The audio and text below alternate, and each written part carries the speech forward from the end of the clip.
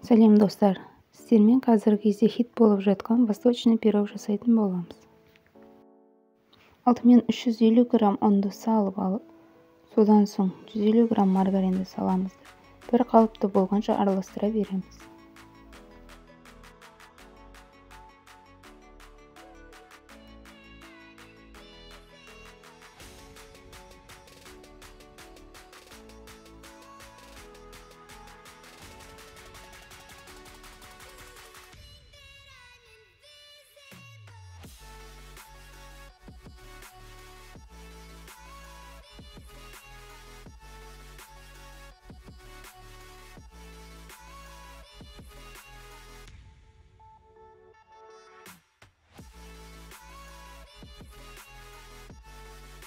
Содан соң 10 грамм қамыр қопсытқыш, 70 грамм құмшекер, бір жұмыртқаны саламыз да, жақсылап бір қалыпты масса шыққанша қамырымызды илей береміз.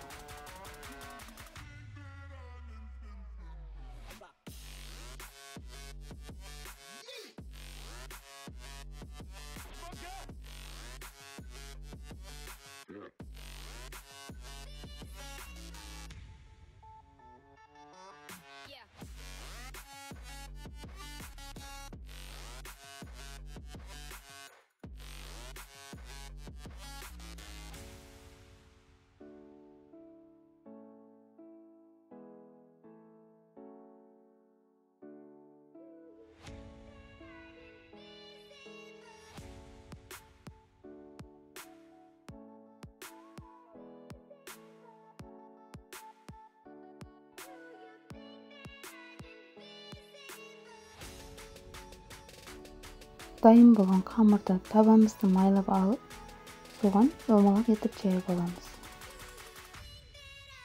Бірден табаға салып жаю ыңғайсыз болса, оқтаумен жайып алып салуға да болады.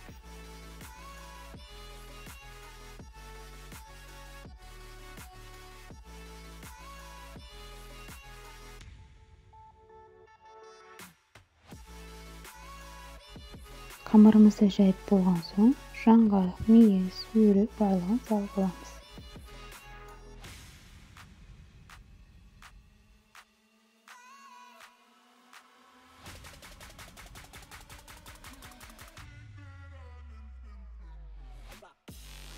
Содан соң қоюлатылған сүтімізді құямыз.